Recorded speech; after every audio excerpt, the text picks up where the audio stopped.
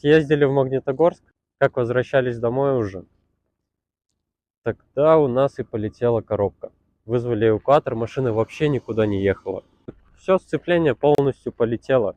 Отдал я на это 9800. Уже около 20 тысяч я уже сюда положил вот так вот на капот.